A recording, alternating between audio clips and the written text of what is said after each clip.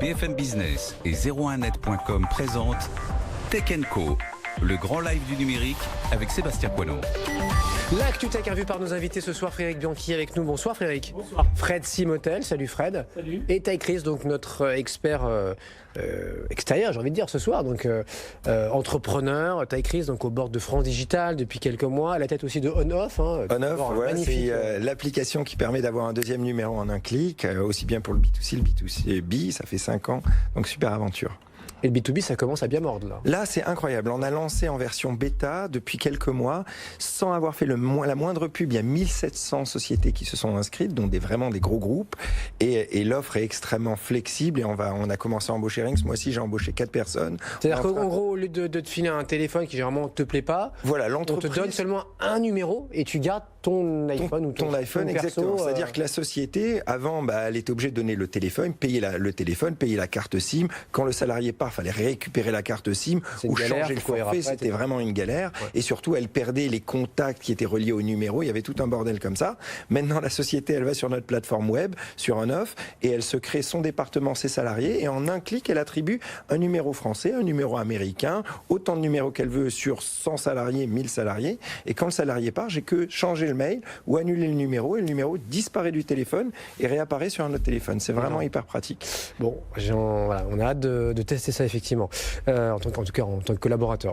Quant, le Google français est-il en grande difficulté? On a eu plusieurs articles cette semaine, Le Figaro, pas plus tard qu'il y a 24-48 heures, qui nous disent que bon voilà, ce sont des pertes, peut-être une promesse pas si tenable, un moteur aussi qui tourne en partie sur les infrastructures de Microsoft, donc bon, pour un truc qui est quand même censé être très européen et qui défend la vie privée, ça fait des ordres. Écoutez là-dessus la réponse, en forme de droit de réponse, donc d'Éric Léandri. Moi je crois deux choses. Premièrement, je pense qu'on avance vraiment très fort. Depuis 2018 et fin d'année 2018 jusqu'à aujourd'hui, donc 3 trimestres où on explose tous nos chiffres, 3 trimestres où on dépasse toutes les espérances, 3 trimestres où on a toutes les banques françaises qui basculent sur Quant, où nous avons Safran, Thales, où nous avons 10 régions sur 13, où nous avons 11 académies sur 17 sur Quant Junior, où nous avons la possibilité maintenant d'avoir l'administration qui bascule sur Quant. Et bon, allez, on va me traiter de Calimero, mais c'est marrant. C'est juste au moment où on termine notre obligation convertible que tout accélère, qu'on est en train de basculer tout le monde, comme de par hasard. Nous n'avons pas fait nos chiffres de 2018. Fred Bianchi, comment tu regardes donc la réponse d'Éric Léandri à ceux qui le critiquent? La première partie où il parle de sa technologie et puis de ses futurs partenariats, bon, très bien, pourquoi pas. Voilà, il y a des entreprises qui vont aller vers Quant. Les administrations, c'est semble-t-il plus compliqué. Cédric O, il était très favorable, apparemment, ça freine un petit peu. Bon, il a commandé un audit. Oui, il a commandé un audit pour voir si en septembre il fasse un décret et on dit promesses de Quant. Il y a 2,5 millions de fonctionnaires qui potentiellement iront sur Quant. Voilà, à la rentrée. Bon, je trouve ces stratégies de viser des acteurs institutionnels déjà un peu bizarres. Bon, si Quant ça marchait s'il y avait une vraie demande pour Quant, le grand public irait sur Quant. Alors il donne des chiffres, 11% de part de marché, de part d'audience. Ça me paraît un peu gonflé. Je serais surpris qu'un Français sur 10 utilise Quant pour son moteur de recherche. Bon, c'est entre 5 et 10, visiblement. Voilà, entre 5 et 10, voire un peu moins. Enfin bon, c'est très difficile. On utilise les chiffres médiamétriques qui ne sont pas toujours très fiables. Donc ça, c'est pour sa partie. La deuxième partie où il dit, comme par hasard, au moment où on va lever des fonds, je ne vois pas quel intérêt aurait la presse, en tout cas l'article du Figaro, de dire du mal de Quant, de vouloir savonner la planche de Quant. C'est pas la première fois qu'on critiquerait des boîtes à succès ou en devenir, j'ai envie de dire. En général, la presse française, les médias français sont plutôt French enthousiastes. Enfin, quand il y a une boîte française qui marche, bon voilà. Moi, non, je pense que le problème global de Quant, c'est est-ce que c'est une problématique qui intéresse le grand public, finalement ? Parce que quand on les interroge sur la vie privée, quand il y a les sondages, oui, je veux que ma vie privée soit respectée, je veux pas qu'on utilise mes données. Très bien, ça c'est la partie un peu citoyen, responsable. Mais dans la foulée, quand on se retrouve chez soi, à la maison ou devant son ordinateur au boulot, on veut faire une recherche, on va sur Google. Voilà, on n'a pas le réflexe Quant. Et aujourd'hui, moi je discutais avec des gens de chez Orange où ils ont Quant qui est installé par défaut. Oula, ça fait peur là, ouais. J'ai discuté avec des salariés d'Orange qui me disaient bon, nous on a Quant, mais le premier mot qu'on tape sur Quant le matin, c'est Google. Oh non. Si, on m'a dit ça. Alors voilà, je veux pas généraliser, horrible, évidemment, mais c'est horrible. Bon, voilà, il y a Google, il y a un service qui est performant, ça veut dire que ça marche pas, ça marche moins bien, qui forcément. fonctionne. Il le reconnaît lui-même. Est-ce qu'il y a une vraie demande? Il a moins de pages indexées, forcément. Et puis c'est une question d'habitude. C'est vrai, aujourd'hui, pour s'imposer sur ce marché-là, c'est des gros moyens qu'il faut mettre.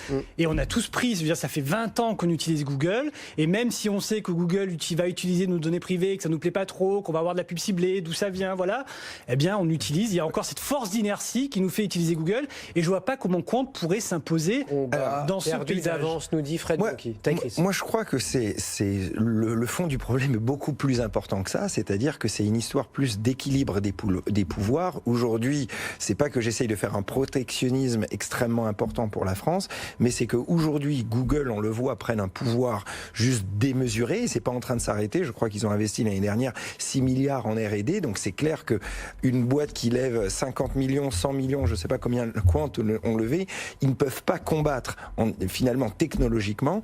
Donc finalement, c'est un problème qui est beaucoup plus politique pour de presque, je vais dire, de responsabilité nationale pour arriver à équilibrer les pouvoirs, parce que si on ne le fait pas, si les politiciens finalement de chaque pays, alors là finalement, si la France par exemple disait demain, on va supprimer par exemple Google de tous les mots de tout l'internet français et ça va être que Quant et rien d'autre, évidemment on ne peut pas le faire puisque la Commission européenne prévaut, on n'est pas vraiment chez nous, etc. Mais finalement, sur le fond du fond, les pays devraient faire ça. Toi tu utilises. On est quand même dans une économie de marché où il y a la liberté d'entreprendre et bien sûr qu'il y a la liberté. Bien sûr qu'il y a la liberté, mais quand il y a trop de pouvoir d'un côté ou l'autre, il faut arriver à réguler tout ça. Sinon, au final, il y a 50 ans qui vont passer, il y a 100 ans qui vont passer, et après ça sera trop tard. Parce que ta messagerie, aujourd'hui, on ne peut pas faire autrement. C'est que Google. On est d'accord. C'est que Google. Non, mais c'est vrai qu'il y a un vrai problème d'efficacité. On le voit tous. Les gens qui nous écoutent, qui nous regardent, il suffit qu'ils cherchent, ils font une phrase. Là, je sais pas sur. Tiens, on parle de Stranger Things, le film qui sort en ce moment sur la série Netflix. Tapez Stranger Things, on va voir ce que nous sort Google, ce que nous sort Quant. On va voir tout de suite. Je viens de le faire à l'instant, donc j'ai vu exactement ce que ça a donné. On voit que Google est beaucoup plus performant. Maintenant, si on continue comme ça, si on avait fait ça longtemps, on volerait plus que dans des Boeing. En voiture non, parce qu'on a été assez fort. Donc je pense pour moi il y a quand même un côté où il faut défendre, et je pense qu'on devrait avoir le même courage avec la 5G. C'est-à-dire qu'aujourd'hui la 5G, on est en train de les laisser partir. Certes, les Chinois ont de l'avance et tout ça, mais nous on n'est pas mauvais là-dedans aussi, et on pourrait aller. Alors je vais pas repartir sur ce débat de 5G, mais je pense qu'aujourd'hui il faut Alors soutenir Quant, c'est compliqué parce que c'est vrai qu'on voit un moteur performant, mais si on peut, par le biais des entreprises, passer peu à peu à Quant, et alors après il faut voir les histoires de données personnelles, le rôle que joue Microsoft dans tout ça. Il ne faut pas qu'on soit non plus, comment dirais-je, floué sur la promesse. Il nous vend assez ça, Eric Landry, en nous disant c'est pour être indépendant, etc. Lui, la main sur le cœur, dit on fait rien avec les données. Là, il faut on pas utilise, il faut qu'il nous faut bien les infrastructures, le cloud de Google, mais de Microsoft.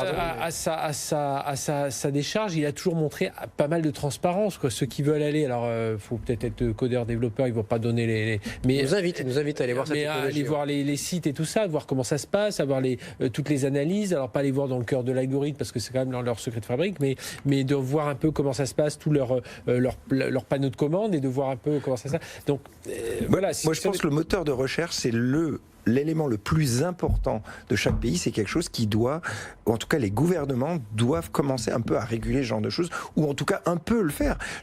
Sans prendre l'exemple des Chinois qui l'ont fait d'une façon vraiment de dictature, mais à la fin du compte, ils se sont beaucoup plus protégés parce qu'ils ont créé leur Facebook, ils ont créé leur... Et s'il y avait que le moteur, il y a la cartographie, il y a tout le reste, il y a la suite. Derrière, c'est sûr que Google a beaucoup d'avance sur la cartographie, sur tout un tas de choses, mais je vois comment on attaque... Là-dessus, j'ai entendu ce que disait Eric Landry, même sur Google d'une façon générale, quand il dit les gens sont trop payés, mais qu'ils aillent voir les salaires ailleurs, bon sang. C'est incroyable de dire ils sont trop payés, mais qui regardent les salaires, aujourd'hui des data scientists, des développeurs et tout ça, c'est pas payé. payer, c'est pas 80 000 € l'année, quoi. C'est beaucoup plus. Donc, un bon ingénieur, il est largement millionnaire à la Silicon Valley. Hein. Donc, voilà, on lui fait fausses intentions. Maintenant, pour revenir sur la techno, c'est ça. C'est compliqué parce qu'il y a beaucoup de retard. Il y a du retard sur la cartographie. Google a de la messagerie. Google a tout un tas de services qui viennent autour de. Et c'est quand même bien fichu. Faut quand même l'avouer. Les pubs sont pas complètement intrusives. On nous bombarde pas de pubs tout d'un coup comme on l'a avec d'autres plateformes. Donc c'est pas mal fichu. Maintenant, peut-être que là où Eric Léandri dérange, c'est qu'il l'ouvre un peu trop. Il parle. Alors il essaie de se défendre, mais peut-être qu'il devrait être pas plus discret sur les médias parce qu'on aime bien le recevoir, mais. Voilà, Il estime que s'il a quand même 2,5 millions de fonctionnaires là, demain ou en septembre, on va dire qu'il bascule. Oui, mais c'est par défaut, il peut atteindre 15% de part. C'est étonnant quand même cette stratégie de vouloir que l'État, par défaut, installe Quant pour des millions de fonctionnaires. Oui, mais c'est la voie qu'il a. Il a compris que par le grand public, il va avoir du mal. Oui, mais c'est pas comme ça que ça fonctionne. Facebook, c'est pas imposé parce qu'on a imposé Facebook chez les fonctionnaires américains. Oui. Google, c'est pas imposé parce qu'on a imposé Google dans tous les départements d'État américains. Ça fonctionne pas comme ça. La presse écrite, comment elle marche parce qu'elle est beaucoup vendue en subventionnée. Les journaux ici, elle est subventionnée. Il y a beaucoup de journaux. Elle est offerte chez Air France, qui elle-même est une compagnie. Mais dans les gouvernements. Oui, dans tous les ministères. Il y a la presse. Mais c'est surtout qu'il y a quelques années en arrière, il y avait des places à prendre avec pas beaucoup d'ingénieurs et pas beaucoup de technologie. Facebook, quand ils se sont créés, ils étaient une petite équipe, mais il n'y avait rien là-dessus, donc ils ont pu aller vite. Maintenant, les clients, finalement, les gens ont tellement pris l'habitude d'avoir une expérience utilisateur extrêmement élevée. Quand on le voit sur Google, comme tu dis, quand tu tapes, tu as des réponses tellement rapides, simples, avec extraordinaires comme ça. Et qui correspondent à ce que tu cherches. Ce que tu recherches, mais ce qui finalement bloque tous les nouveaux entrants. Demain, si une société a envie de faire un nouvel Instagram, mais en termes pas à la cheville. Ils n'arriveront pas à la cheville, même avec 100 ingénieurs pendant 5 ans. Il faut vraiment des années. Donc finalement, il y a un écart technologique qui se crée, qui met beaucoup de difficultés. Ce qui bloque aujourd'hui les nouveaux entrants, c'est vrai que ce sont des acteurs qui sont devenus géants parce qu'ils ont été les meilleurs à un moment. Évidemment. Voilà. Est-ce que Quant, pour s'imposer sur ce marché-là, est-ce qu'ils sont capables d'être les meilleurs? Parce que c'est ça l'enjeu. Est-ce qu'ils seront capables d'être meilleurs que Facebook? Moi, je suis très pessimiste et je ne le crois pas. Et penser que toutes les administrations françaises vont utiliser Quant et c'est ça qui va permettre de s'imposer, je n'y crois pas. Mais je ne dis pas s'imposer, mais être une alternative, qu'on ait un choix. Et aujourd'hui, on n'a pas. Bon, Amazon, tiens, autre géant là que tu suis bien aussi, Fred Bianchi pour BFM. On a vu là cette semaine qu'il ne supprimait pas forcément toutes nos conversations, alors même qu'on disait tiens Alexa, supprime-moi mes dernières conversations sur 24 heures, sur une semaine. Oui, alors en fait, il en garde un peu sous le pied là. C'était pas tout, c'est pas très clair d'ailleurs. Il y a eu un dirigeant d'Amazon qui a été interrogé lors d'une commission sénatoriale. On lui a demandé est-ce que vous supprimez bien les conversations que vous avez dit que vous supprimez quand on parle à Alexa. Théoriquement, les conversations sont supprimées. Alors, elles ne le sont pas par défaut. Il faut quand même aller dans les paramètres de la machine pour les supprimer. Et on s'est aperçu que même là, elles n'étaient pas tout à fait vraiment supprimées. Et qu'il en restait un petit peu. Et qu'elles sont à la voix et qu'elles sont textuelles. Oui. Aujourd'hui, le principe, c'est pour faire travailler l'intelligence artificielle. Donc, quand je demande à Alexa, commande-moi une pizza, elle va retenir ma voix, mais elle va aussi retraduire ça en textuel. Et là, le texte, on s'est rendu compte que le texte n'était pas toujours supprimé. Donc, alors on peut paramétrer, mais on n'arrive pas à nettoyer totalement tout ce qui a été enregistré.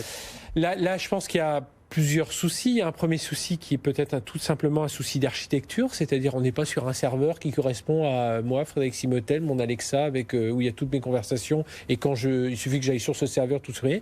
C'est tellement réparti un peu partout. Oui, c'est comme un mail. Quand on envoie un mail à taille crise, il y a une première copie, une deuxième copie, une troisième copie, voilà, et donc après, je pense qu'il y a peut-être un problème d'architecture déjà, de cartographie, d'architecture. On sait pas où ça va. Ça part en tout cas dans d'autres endroits.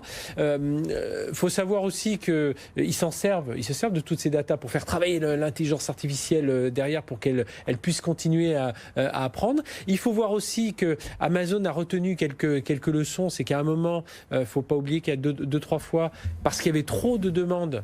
Alexa s'est planté, donc ça répondait plus. Donc est-ce qu'ils font pas exprès de stocker un peu des trucs un peu plus en local pour que la demande n'aille pas tous vers, enfin il n'y ait pas un maximum de demandes qui aillent vers tout enfin tu connais ça mieux que moi, Taïg, mais voilà, que toutes les demandes n'aillent pas vers un même serveur, mais que si on va chercher en local, on n'est pas obligé de remonter aux grands serveurs centraux et tout ça, donc ça permet de ne pas surcharger le réseau. Et donc parce que le jour où là aujourd'hui on parle juste d'Alexa, commande-moi une pizza, commande-moi un taxi, quel programme ce soir à la télé, mais le jour où ça va être ferme mes rideaux, éteins ma lumière, verrouille ma maison, verrouille, et qu'on va commencer à s'habituer à voir ça, il y a intérêt que ça plante pas. Hein. Oui, ça choque ou pas, oui. Alors, c'est normal, évidemment, ça me choque, mais à la fois, c'est quand même l'histoire. L'histoire, ça va être difficile de faire autrement.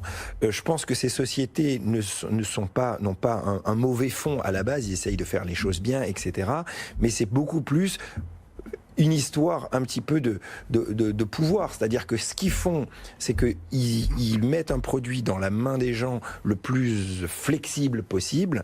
Et une fois que tous les gens sont 100% addicts de ce produit et qu'il n'y a pas d'alternative, il est très très facile de changer le petit mot dans les conditions générales et de faire une mise à jour qui justement permette de tenir les datas, etc. Et donc, je pense qu'il n'y a pas une histoire de fond d'essayer de vouloir espier la vie des gens ni quoi que ce soit. Mais il y aura un moment, s'il y a un tout pouvoir à une société, eh ben ils vont commencer à faire des petits changements et les gens n'auront pas d'autre alternative et ces changements, ils vont commencer à les monétiser. Voilà. Le problème, oui, c'est s'il y a une faille éventuelle, parce qu'aujourd'hui, et puis comme disait Frédéric, quand il y aura plein d'appareils connectés à cet Alexa, aujourd'hui, savoir que quelqu'un chez Amazon sait que Frédéric Bianchi a commandé une pizza ou a demandé une blague à Alexa, bon, c'est pas très grave, c'est qu'on sache ça. En revanche, comme tu disais, si on sait que je ferme mes volets parce que je m'apprête à partir de la maison et qu'il peut y avoir une faille de sécurité sur un serveur Amazon et que ça peut être exploité par d'éventuels cambrioleurs, c'est là que ça pourrait commencer à être grave. Aujourd'hui, voilà, savoir qu'on a commandé une pizza, bon. Mais ça finalement, finalement, les pirates du futur ne vont faire des méfaits que via ces failles-là. Et on sait que avec le tout technologique dans lequel on est en train de grandir, eh ben voilà, il y aura des failles partout et il y aura des fraudes dans tous les sens. Et de toutes les façons, ces géants sont très très forts et vont faire tous les moyens possibles pour les bloquer, mais c'est sûr que ça va arriver. Mais je pense que là, pour le coup, on n'est pas dans tiens, on va garder un peu de... Oui, tant qu'on ne demande pas d'effacer, ils gardent, ils s'en servent pour faire tourner l'intelligence artificielle, l'entraîner, etc. Mais c'est pour améliorer le produit, c'est pour... Mais quand on demande d'effacer, ça s'efface. Et je pense que ce qui n'a pas été effacé, pour moi, enfin je le redis tout à l'heure, je pense que c'est un vrai problème d'architecture. On le voit quand on s'intéresse au système d'information, quand les gens font des nettoyages de bases de données, il reste toujours des bouts, une base de données qu'on a oublié quelque part alors qu'on avait promis, on a tout donné. Voilà, c'est comme nous quand on range, on pense qu'on a tout rangé. Ah bah non, tiens, on a oublié encore un truc au fond d'un placard. Bah, c'est un peu ça, un degré plus élevé de technologie. Vous restez avec nous dans un instant, 21h. On parle des réseaux sociaux qui nous rendent accros. Cette loi anti-haine qui passe à l'Assemblée. Et puis de Facebook qui nous a refait le coup de la panne. C'était hier. On parlera aussi d'électrique avec le petit coup de gueule du patron de la R&D de BM. Tiens, BM qui arrête sa i3. Il n'y aura pas de nouvelle version. Bon, rassurez-vous, ils n'arrêtent pas l'électrique. La i3, c'est terminé. On en parle dans un instant. Tech & Co. Le débrief de la tech. L'actu tech à 21h avec nos invités ce soir, Taïk Chris, patron d'Onoff, Fred Simotel et Frédéric Bianchi. Messieurs, les réseaux sociaux nous rendent accros. Il y en a un bon accro, c'est Fred Bianchi qui ne lâche pas son smartphone. Non, je ne lâche pas. T'es sur Insta, t'es sur Facebook, t'es sur Twitter. Je ne sais pas d'ailleurs sur quel réseau tu n'es pas aujourd'hui. Ah, sur tous, à peu près, ouais. Mais comme nous tous, non, mais là. Sur BFM Business. C'est pas un réseau social BFM Business. Non, mais c'est une commission d'enquête du Sénat qui a interviewé un ancien ingénieur de Google et qui a dit des choses assez intéressantes sur la manière un petit peu dont les réseaux sociaux nous rendent accros, nous captivent, veulent nous conserver. Alors il donne quelques petites astuces, il explique qu'il y a des choses qui s'apprennent très tôt à l'université pour savoir comment attirer l'attention, comment garder l'attention. Des petites choses comme par exemple tirer pour réactualiser une page. Voilà, il y a un côté, ça donne une petite stimulation de plaisir qui fait qu'on a envie d'y revenir. On a envie de voir. On tire l'écran vers le bas. On tire l'écran vers le bas. doigt pour le mettre à jour. Voilà. Ouais. C'est un design qui paraît comme ça anodin, mais qui a c'est les conséquences. les méthodes inspirées des casinos. Oui, voilà, c'est ça. Ouais, c'est la machination. C'est le système des casinos. Et il faut savoir qu'à Stanford, ils ont un laboratoire qui existe depuis 1997, qui s'appelle, alors c'est un laboratoire de persuasion technologique, et ils ont travaillé dessus pour, alors au départ c'est pour rendre les interfaces le plus ergonomiques possible et tout ça, mais le côté c'est un peu nous rendre accro à nos écrans, et autour de ça, alors ils appellent ça alors certains, les mauvais langues s'appellent ça les dark patterns, le design douteux. On vous met ça en design, mais en fait on sait que derrière c'est pour être bien accro. Mais c'est le principe, et quand ils ont les laboratoires de persuasion technologique, ça a été développé au départ pour les sites web. C'était pour attirer les gens un maximum vers les sites web, vers où ils allaient. On regardait est-ce qu'ils vont plutôt en haut à gauche, donc est-ce qu'on allait plus d'informations en haut à gauche, etc. Et puis après, peu à peu, ils ont vu ce à quoi on réagissait le mieux. On fait de l'A/B testing, on change des petits trucs, une couleur, une police. Et puis maintenant on développe ça, et puis oui, on retrouve ça, les petits likes, tous ceux qui sont habitués à aller sur les réseaux, oui, on a envie de continuer. C'est marrant, en tout cas, qu'on en parle aujourd'hui, parce que ça fait depuis quelques mois que je suis en train d'écrire un livre justement sur mon histoire d'un œuf, et hier soir, j'étais en train d'écrire tout le paragraphe là-dessus. J'ai fini encore sur l'addiction aux réseaux sociaux, et notamment sur Instagram, c'est-à-dire que Instagram, c'est juste hallucinant, c'est devenu en quelque sorte l'école, la récré du monde entier. Avant, quand les jeunes voulaient être les plus populaires à l'école, donc il fallait être ingénieux, sympathique, avoir du bagou, etc. Maintenant, tout se joue sur les réseaux sociaux, et il y a finalement un classement. C'est-à-dire qu'avant, tu pouvais être le plus branché de ton école, mais tu pouvais pas le comparer. Maintenant, il n'y a qu'une chose qui compte, c'est avoir le nombre de followers. Et ton nombre de followers, tu as non seulement ton niveau dans ton entourage, mais même tu peux te voir ton classement par rapport au monde entier. Le principe de Facebook. C'est le principe de Facebook, et les likes, et ça a été prouvé, tous les likes et les follow créent de la dopamine réelle chez les gens, et donc en fait c'est une addiction. Quand vous attendez le bus, vous n'allez pas vous ouvrir par exemple votre WhatsApp, parce que WhatsApp a pas créé ce système d'addiction. Ça, c'est vraiment une messagerie pure et dure. Exactement. Par contre, les Instagram, tu l'ouvres parce que tu as envie de voir justement si tu as des likes et des follow. Et les stories, alors là, les stories, c'est le summum, parce que puisque tu dois monter dans ton classement en quelque sorte de cool, en quelque sorte, et ben les stories, c'est tu crées ton émission télé live. J'appelle pas ça la télé-réalité, mais en fait la social réalité. Et donc, tu dois créer ton émission télé-live que tu postes toute la journée. Tu vas montrer ce que tu manges, tu vas montrer, etc. pour essayer de te créer une communauté qui s'abonne à ta vie, pour essayer de montrer que ta vie est la mieux pour monter dans les grades. Et pour finir, ce qui est incroyable, c'est que non seulement tu montes en grade en ayant comme ça ces systèmes d'addiction, mais en plus, la réussite à la fin, elle est réelle, puisque quand on voit par exemple Kylie Jenner aujourd'hui, qui est la première influenceuse qui a gagné, je crois, $1 milliard, et donc $1 milliard, oui. Et parce qu'elle a 138 millions de followers aujourd'hui, et donc elle a créé une marque de cosmétiques qui a fait des meilleures ventes que L'Oréal, etc. On voit très bien la différence. Quand il y a une émission télé sur TF1 en prime time, c'est 6 millions de gens qui regardent. Et bien là, par exemple, Kylie Jenner, quand elle fait un post, et ben vu qu'elle a à peu près 10 à 15% d'ouverture, elle a à peu près 20 millions, c'est-à-dire qu'elle a la puissance de 3 TF1, et non pas tous les vendredis soirs, elle a ça toute la semaine. Donc les jeunes, ils n'ont plus envie d'étudier, ce qui est malheureux, ils n'ont plus envie d'étudier ou créer les bonnes choses, c'est-à-dire que là, ils se disent... Pourquoi je vais essayer d'avancer dans la vie à créer les bonnes choses, puisque rien qu'en postant des photos de moi, je peux devenir milliardaire et devenir plus puissant que TF1. Vous voyez ce que je veux dire ? C'est diabolique. Juste une réflexion. Plus tu es jeune et plus tu es accro à ça. Alors c'est pas de faire offense, Fred, mais toi t'es, on va dire, fin de génération Y, quoi. Oui, ouais. Fin X, début Y. Mais t'es à fond quand même là-dedans. À fond, oui, c'est vrai qu'on va y chercher de l'information, on échange avec des gens. Dans les médias, oui, bien sûr. Sur les dark patterns, donc le design douteux, finalement, c'est du marketing. Ce sont des entreprises qui sont sur le business de l'attention. Elles font tout, elles font en sorte que d'attirer notre attention le maximum. C'est comme quand Carrefour fait 2 produits achetés. C'est un commentaire. 3 produits achetés pour le prix de 2. Le design douteux. Ou Amazon qui fait un abonnement pour avoir la livraison gratuite. Bon, c'est du marketing et Et là, leur marketing à eux, c'est de donner de la satisfaction à leurs utilisateurs pour qu'ils reviennent le plus souvent. Ce qui est intéressant aussi dans l'audition de l'ingénieur de Google, c'est la partie sur l'indignation. Il donne des chiffres, il y a beaucoup d'études universitaires qui montrent que les messages d'indignation, de colère, de tout ce qui est lié autour des sentiments fonctionnent beaucoup mieux sur les réseaux sociaux que simplement une information brute partagée comme ça. Et il donne un chiffre de 17%. Et puis selon certaines études, ce serait même davantage. C'est-à-dire que un tweet où on exprime une mauvaise humeur, une colère, une indignation, n'importe quoi, je suis choqué, voilà. Évidemment, bien, c'est pas de il a 17% de chances de plus, il va faire 17% d'audience de plus.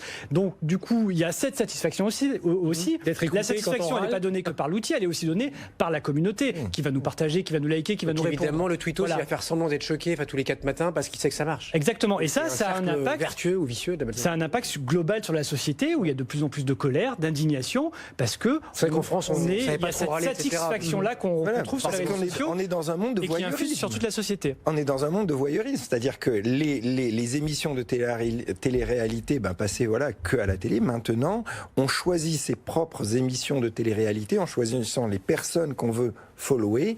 Et finalement, on le voit, il y a j'ai oublié son nom, mais en gros, il y a un gars qui a pareil des 100 millions ou je sais pas 50 millions de followers sur Instagram. Et finalement, c'est horrible ce qu'il poste parce qu'il poste 3 choses. Il est toute la journée avec des billets, ou avec des guns, ou des filles à poil. Voilà. Et donc c'est juste de la provoque, mais la provoque, j'essaierai de le faire. Et ça lui a donné cette puissance qui est vraiment désastreuse. Mais à tel point que il y a des au Silicon Valley, enfin il y a des psychologues qui soignent des gens qui voient la vie des autres formidable sur Facebook, sur Instagram et tout ça. Moi j'ai une vie de. Mais moi finalement et déprime. Alors que finalement, quand on regarde sur un continu, la personne a peut-être posté 3 fois en 3 semaines, mais 3 fois, évidemment, on ne va pas poster le moment où on est en train de marcher dans la rue, sous le périph'. On va plutôt poster le moment où on est en haut d'un rooftop, en train de boire des verres. On va se dire, tiens, lui, il sort tout le temps, il a posté ces 3 photos parce que nous, on a. Et il travaille avec. Il y a un truc aussi là-dessus, c'est que les gens, on va dire, connus ou aisés, les grandes familles ou les grandes stars, le grand public avant n'avaient pas accès à leur vie privée. On ne pouvait pas savoir comment telle star internationale vivait au jour le jour. Maintenant, du coup, ça ne nous intéressait pas. Enfin, il y avait c'est pas ça, c'est que c'était moins dur à voir justement parce qu'aujourd'hui, un jeune qui habite en banlieue ou quoi que ce soit, il ouvre Instagram, il rentre dans la vie perso il suit, de la plus grande star, il voit comment ce mec mange, comment, avec qui il sort, ce qu'il fait, où il est à la plage, etc.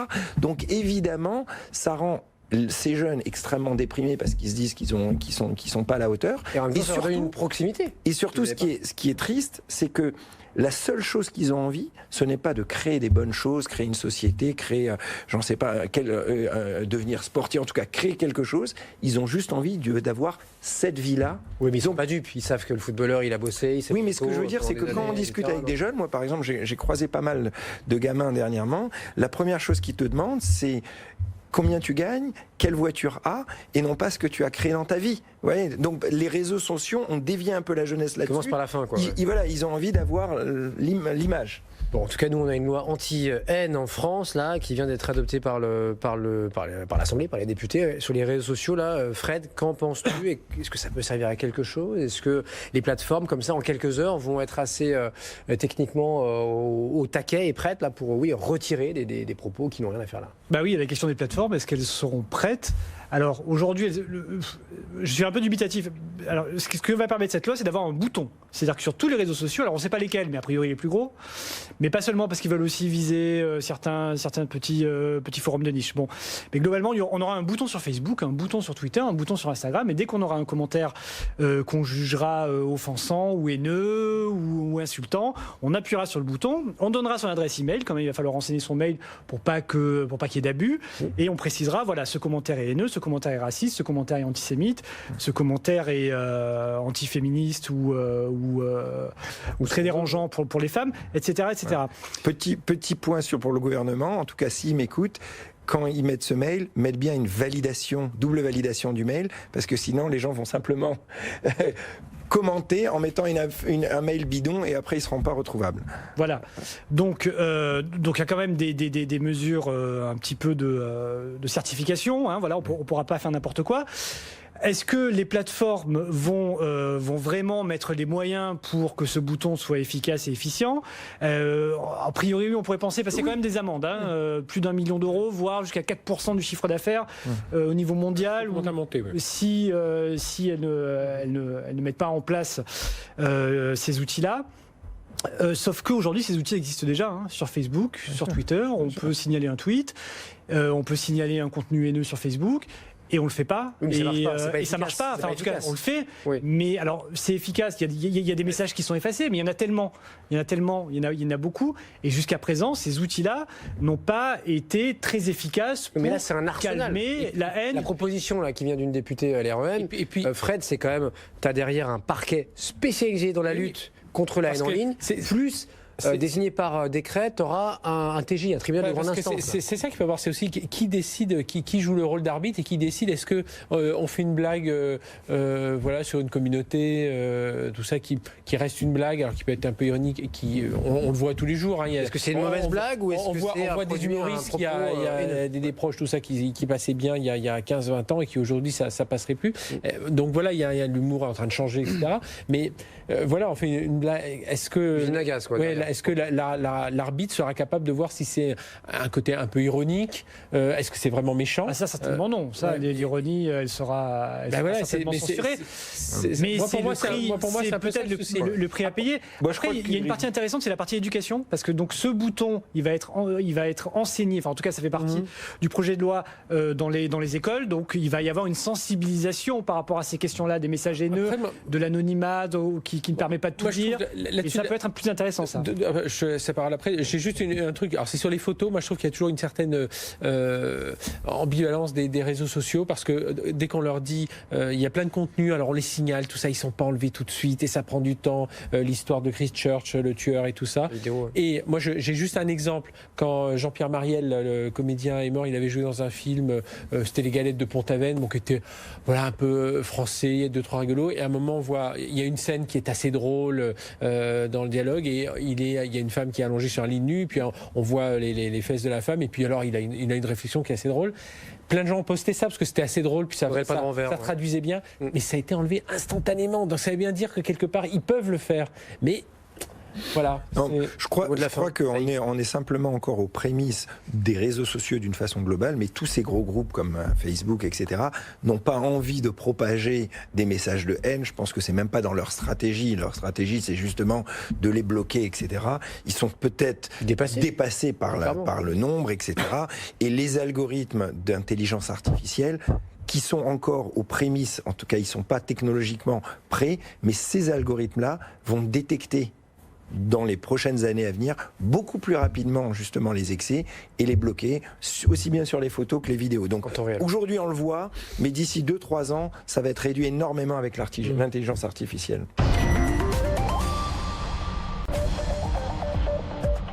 BFM Business et 01net.com présentent Tech & Co, le grand live du numérique avec Sébastien Coineau. L'actu tech de cet été avec Facebook qui nous a refait le coup de la panne en ce début du mois de juillet. Qui a compris ça? C'était une histoire de reconnaissance d'image, Fred, où finalement Facebook malgré lui a un peu ouvert ses livres là. Ça marchait pas, on n'arrivait pas à se partager des photos, des vidéos sur WhatsApp, Insta et puis encore une fois, la raison invoquée par Facebook, c'est une mise à jour qui a mal tourné. Bon, c'est un peu court. C'est un peu. Comment tu comprends ça, toi? Moi, je me l'avais déjà expliqué. Rappelle-toi, il y a quelques mois, ils avaient une énorme panne. Et en fait, tu me dis que ces boîtes-là, elles ont tellement grossi que elles ont des serveurs partout, etc. Puis un jour. Oui, c'est un peu ce qu'on disait sur Amazon avec les messages qui sont pas correctement effacés. C'est qu'aujourd'hui, on a quand même des architectures, même si c'est aussi puissant soit-il, aussi intelligent soit leurs architectes réseau, tout ça. Aujourd'hui, on est quand même dans des serveurs. Ça va tellement vite. On rajoute des serveurs, on rajoute ce qu'on appelle des machines virtuelles. Enfin voilà, tout ça se rajoute. Et il y a des moments, quand on tourne un bouton à un endroit ou qu'on fait une mise à jour à un autre endroit, on se rend pas compte que c'est en train de couper 2-3 choses. Et là, c'est sans doute ce qui s'est passé. Alors ça, et le pire, c'est que ça agit sur Instagram. Mais c'est ça. Moi, je n'en revenais pas déjà que ce soit down pendant autant de temps. Ouais. Ça a duré 9 heures. Quelques heures, moi, je me rappelle, à 19h, je ne pouvais pas envoyer des notes vocales, des photos. Les stories ont commencé à partir en vrille. Et à 3-4 heures du matin, ça ne marchait toujours pas. Hein. Ouais. Donc, c'est comment à ce niveau... Toi, Taï. Je t'ai dit, j'ai écrivé le livre. D'accord, ça donc alors, après, on ne peut jamais, parce qu'on n'est pas dans le cœur de ces réseaux, on peut jamais s'interdire de penser. Qu'est-ce qui s'est passé, Fred? Raconte un mot quand même. Qu'est-ce qui s'est passé? En fait, on ne pouvait plus accéder les endroits où il y a les photos, on voyait ce contenu. Alors, c'est quoi la phrase? C'est ce contenu n'est plus. Et on pouvait accéder surtout aussi aux métadonnées des photos. Voilà. L'intelligence artificielle de Facebook qui décrit, qui arrive à décrire. On ne voyait plus la photo, on voyait le descriptif. Voilà, le descriptif de la photo. Là, il y a un chat, là, il y a 2 femmes. Voilà, on s'est d'ailleurs aperçu que Facebook savait pas tant de choses que ça sur les photos qu'on postait, parce que il disait là il y a 4 personnes, un arbre, voilà, donc ça reste assez vague. L'intelligence artificielle de Facebook, elle n'est pas si poussée que ça, semble-t-il. Ah oui, donc voilà, donc les photos n'apparaissaient pas. Ce qu'il y a, c'est que ça s'est produit et sur Facebook et sur Instagram et sur WhatsApp. Donc, ce qui est étonnant, c'est de voir à quelle ampleur ça prend. Avant, il y avait un site qui plantait de 3 heures. Bon, voilà. Forcément, tu as 2 milliards de gens. Aujourd'hui, ça devient un fait de société. Nous, les articles qu'on fait sur Facebook est en panne, font des cartons d'audience. Les gens veulent tout de suite chercher qu'est-ce qui se passe. Il faut être le premier à dégainer l'article. Donc oui, ça devient un fait de société aujourd'hui. On ne sait plus comment communiquer. Moi, je commençais à appeler des copains. On se parle sur Telegram. Et ce qui est fou, c'est que c'était les photos qui marchaient pas, mais également les notes vocales. Je comprends pas pourquoi les notes vocales avaient un lien là-dedans, quoi. Mais je pense que c'est la seule personne que je connaisse qui fait des notes vocales, mais c'est bien, moi j'ai rappelé. Non, mais on est vraiment, je pense, dans un problème. Alors, comme je veux dire, on s'interdit pas de penser qu'il peut y avoir un piratage. Hein. Ils vont pas l'annoncer comme ça, on a été piraté, vos données sont parties, tout ça. C'est encore possible. Là, ça ressemble, quand on s'adresse à des patrons de réseau et tout ça, ils disent ça ressemble beaucoup à des architectures qui grossissent tellement vite, qui sont faut rajouter des serveurs sans cesse, faut voir que ils essaient de combiner pour réduire la consommation d'énergie de leurs serveurs, ils essaient de configurer un nouveau type de serveur, c'est pas des choses tout à fait standards. Donc voilà, tout ça sera. En tout cas, pour tous les patrons de boîtes, ça les rassure. Si Facebook a eu 9 heures down, si on a des petits bugs, la panne d'OVH, ça passe connaître à la poste. Exactement, on va moins être. Facebook qui pleure et Valeo qui rit avec son lidar. Là, ça se passe très très bien pour eux. 500 millions d'euros de nouvelles commandes pour les capteurs de sécurité nécessaires au développement du véhicule autonome. On écoute là-dessus Antoine Larigauderie, notre reporter auto sur BFM Business, et on vous fait réagir juste après. Valeo trace sa route avec le lidar. LIDAR, c'est le nom du capteur infrarouge développé par le groupe qui permet aux voitures de détecter les obstacles même à grande distance et de modéliser l'espace qui entoure les véhicules. Un système devenu essentiel pour les automobiles d'aujourd'hui et leurs solutions de sécurité active et même indispensable pour l'avenir de la voiture autonome. Un axe de croissance qui va assurer aussi des revenus réguliers à Valeo avec la dernière commande de 500 millions d'euros émanant de 4 grands constructeurs. L'équipementier espère en réalité atteindre le triple à horizon 2025, 1,5 milliard d'euros de revenus récurrents avec la fourniture de capteurs mais aussi de services. Au total, Valeo estime qu'il vendra d'ici ces 5 prochaines années 1 milliard de capteurs automobiles, soit l'ensemble de ce qu'il a produit auparavant en 25 ans. Une progression qui donne une idée de la croissance exponentielle de ce marché pour les années à venir, où Valeo veut rester l'acteur de référence. Bon, ils disent que même Tesla va s'y mettre. Je ne sais pas quelle technologie ils utilisent, mais bon, ça va être une technologie concurrente, visiblement. Fred là, on parlait des monopoles. Là, il y a un vrai monopole, mais tant mieux pour nous. Hein, tant mieux pour nous, tant mieux pour Valeo, qui est un acteur français, qui travaille depuis très longtemps sur tout ce qui est la conduite assistée. Hein, dès les années 90, tout ce qu'on peut avoir sur les voitures aujourd'hui. Le parc assist, tout ce genre de choses qui aujourd'hui sont vraiment très, très, très élaborées. Et puis, c'est l'interaction. Le parc assist, c'est je repère, mais en plus, je fais bouger les roues. Alors je crois on accélère, on freine, tout ça. Mais enfin voilà, on joue avec tout un tas d'interactions au sein de la voiture, donc ça aussi, il faut penser que c'est pas juste je préviens quand il y a un obstacle derrière. Non, je peux interagir sur les freins, je peux, il y a toutes les commandes autour. Et là, c'est vrai que Valeo a une vraie avance dans ce domaine. Ils ont, un monopole, on va dire dans le bon sens du terme, un monopole, une vraie avance sur cette partie industrielle. Ces lidar, ces capteurs infrarouges, comme le disait Antoine dans le reportage, c'est ce qui fait vivre la voiture. Après, il y a des caméras laser pour tout un tas de choses, il y a tout un ensemble de données. Et ce qu'arrive à faire Valeo, c'est non seulement des capteurs très performants qui repèrent vraiment les formes, mais c'est la traduction ensuite des signaux. Parce que dire qu'il y a une forme, on l'a vu, on en a assez débattu, Uber, elle avait repéré une forme, elle pensait que c'était un sac plastique, manque de bol, c'était un cycliste et qui malheureusement est mort. Et donc derrière aussi, ils sont très forts dans ce logiciel qui va traduire un peu tout ça. Et là, oui, ils ont une vraie avance. Et puis la demande a explosé avec l'arrivée de la voiture autonome, et Valeo a donné un chiffre qui est assez impressionnant. Il compte produire et vendre 1 milliard de capteurs d'ici 2024. Alors, pas que du lidar, mais aussi d'ultrasons, du laser. C'est ça, il y a tout 1 milliard de capteurs d'ici 2024. C'est plus que ce que Valeo a produit de capteurs ces 30 dernières années, parce qu'ils font des capteurs depuis des années. Donc là, on sent que la demande est croissante, va exploser, et Valeo est l'archi-leader de ce marché-là. Donc c'est très bien. On peut être très fort dans une technologie en France, on le prouve, même si on n'a pas le meilleur moteur de recherche du monde. Bon, avant la voiture autonome, il y a la voiture électrique. Fin de parcours là pour la BMW i3. Vous savez, c'est la petite électrique là, de BM, qui était sympa. On aime ou on n'aime pas, mais bon voilà. Et finalement, non, il n'y aura pas de seconde version ou troisième version, comme il y a eu la Zoé, comme il y a eu la Leaf de Nissan. Ils l'arrêtent. Ils ont quand même vendu 150 000 donc i3. Ils n'arrêtent pas l'électrique pour autant. Il y aura donc la Mini qui sera lancée dans les prochains mois. Il y aura le SUV électrique, donc le X3, enfin le iX3, qui sortira l'an prochain. Et puisqu'on parle d'électrique, là, qui a vu donc le patron de la R&D donc se lâcher cet été là de BMW en disant en fait il n'y a aucune demande. Il n'y a aucune demande des clients pour l'électrique. Oui. Alors sur l'i3, ce qui est intéressant, c'est que elle avait un design un peu particulier, elle était très typée, donc c'est normal que un peu carré. Mais la plupart des voitures électriques sont pas très belles quand même. Oui, mais si on veut que cette technologie s'impose, il faut que ce soit des voitures normales, des voitures qu'on achète déjà, pas des voitures un peu spéciales, rigolotes, un peu Disney. Donc là voilà. Et le patron de BM dit la voiture électrique décolle pas en Europe, c'est quand même 2% du marché. Oui, c'est pas encore la majorité, loin de là, mais il y a beaucoup de contraintes. Enfin, on le voit autour de nous. Pourquoi on n'achète pas de voiture électrique ? Parce que l'autonomie est limitée. Et plus que l'autonomie, peut-être, parce que aujourd'hui, on est à 300-400. C'est le prix, deuxième aspect, parce que quand on achète une Zoé, c'est 25 000 euros. Alors, on a des aides d'État, mais il y a un abonnement derrière. Et les batteries, il y a un abonnement qui est 75 euros par mois, voire davantage en fonction de ce qu'on roule. Et on s'abonne. Combien tu la vends d'occasion ? Voilà, combien on la revend derrière. On s'abonne à la batterie. On a l'abonnement sur la batterie, qui nous appartient pas. Et le troisième aspect, c'est pour moi qui est rédhibitoire, c'est le temps de charge. C'est vraiment, un peu long. 400 km, pas un superchargeur. Sinon, mais 20 heures de temps de charge, parking, c'est compliqué. Bloqué. Voilà, il y a trop de contraintes pour que ça devienne vraiment mass market encore. Et juste un mot sur la i3, je vais faire un peu de pub pour une émission sur BFM Stratégie, avec Xavier Fontanier, où on parle de toute la...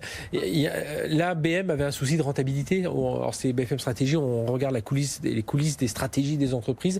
Et là, pour BM, pourquoi ils se retirent de la i3 ? Ils ont un vrai problème de rentabilité. Ça ne correspond pas du tout à leur ligne de rentabilité. Ils font pas du produit de masse BM. Et donc aujourd'hui, comme ils en vendent très peu, même si ils en ont vendu 150 000, mais par rapport à l'investissement, par rapport à ce qu'ils en retirent, ils n'ont pas la marge qu'ils ont l'habitude d'avoir sur leur voiture. Ça pénalise le chiffre d'affaires d'une façon globale. Donc on dit, allez, tant que on sait qu'on sait faire, on va continuer à travailler ça en laboratoire, mais voilà, on va pas.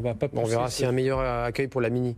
Toi, non, mais c'est exactement ça. Je trouve super qu'on se lance dans l'électrique, en tout cas que l'électrique arrive de partout, mais c'est vrai qu'il y a trop de contraintes. Le problème, je veux dire, même moi, j'aimerais beaucoup avoir une voiture électrique, mais j'ai envie de partir en week-end à Nice, et je vais me retrouver après 400 km à devoir y passer la nuit, etc. Rien que pour un petit élément comme ça, je le ferais pas. Ouais. Voilà, donc c'est vraiment encore... mais tous ces acteurs, ils doivent se lancer, parce que Tesla va avoir trop d'avance, et ce qui est bien dans un sens, parce qu'ils ont... Moi, je crois beaucoup à l'hybride rechargeable. L'hybride rechargeable. Et puis après, dernière chose, les gens, il faut que les gens ils soient prêts aussi dans leur culture. Enfin, chez BM, je suis pas sûr qu'on se balade dans les usines, les gens soient prêts à passer à l'électrique. Ils ont tous une culture du moteur thermique, ils savent qu'ils ont une grosse avance là-dessus. Bon, voilà.